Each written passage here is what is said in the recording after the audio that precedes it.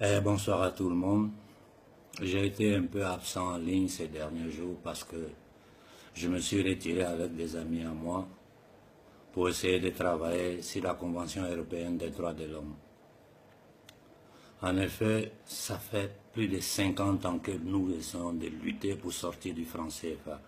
Malgré tous les efforts que nous avons faits, malgré tous les livres qui ont été écrits par les monétaristes, les économistes africains, il n'y a rien à faire. Celui qui tente de s'approcher de ça est assassiné, est tué, est mis en prison par l'État français.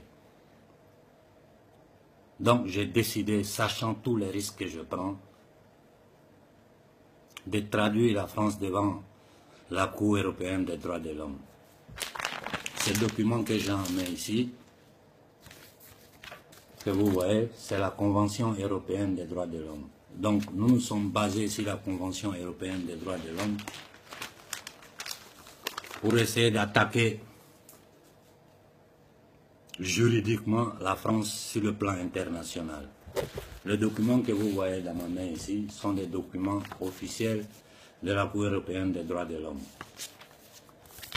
Cet autre document sont toutes les preuves inconfutables que nous avons ajoutées au document, plus toutes mes déclarations qu'aujourd'hui j'ai consignées à la Cour européenne des droits de l'homme, spécifiant très bien que ce document doit être traduit à la Cour pénale internationale, parce que j'accuse la France de crimes contre l'humanité en Afrique. C'est un document intouchable. Toutes les preuves sont dans ce document. Tout ce que j'ai écrit pour dénoncer la France est soutenu par la Convention internationale des droits de l'homme. Donc, si les droits de l'homme ne sont pas à géométrie variable, la France doit être traduite devant la Cour européenne des droits de l'homme. Bon, connaissant le système, connaissant les Français, je sais qu'ils feront tout pour m'empêcher d'aller en avant. En ce moment, j'attends l'arrivée du protocole. Après ça, je vais décider comment bouger. C'était simplement pour avertir le monde entier de l'action juridique que j'ai entreprise contre l'État français.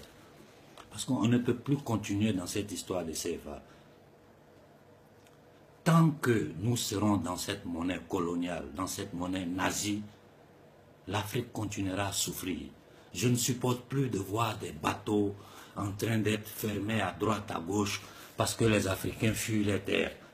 Et nous savons que le problème central de l'Afrique, des 15 pays d'Afrique, c'est le franc CFA. J'ai pris des années pour étudier les travaux du professeur Nicolas Eboyou, pour ne citer que celui-là. Mais j'ai ajouté sur la documentation les travaux de tous les grands monétaristes occidentaux. Donc la Cour ne peut rien dire d'autre. Elle n'a pas de possibilité d'archiver ces documents-là. Si je fais cette vidéo, c'est pour que vous la partagez au maximum, que le monde entier sache qu'il y a un Africain qui a traduit l'État français devant la Cour européenne des droits de l'homme en base de toutes les conventions, tous les articles, tous les protocoles. C'est une accusation intouchable. Donc je vous en prie, partagez-le au maximum. Moi j'attends le protocole et puis on va s'affronter au tribunal. Bon voilà, c'était le message que je voulais vous donner. Partagez le message. Je sais que l'État français va m'attaquer violemment ces temps-ci et j'espère que j'aurai la protection du gouvernement italien. Je salue tout le monde et je souhaite bonne nuit à tout le monde. Merci.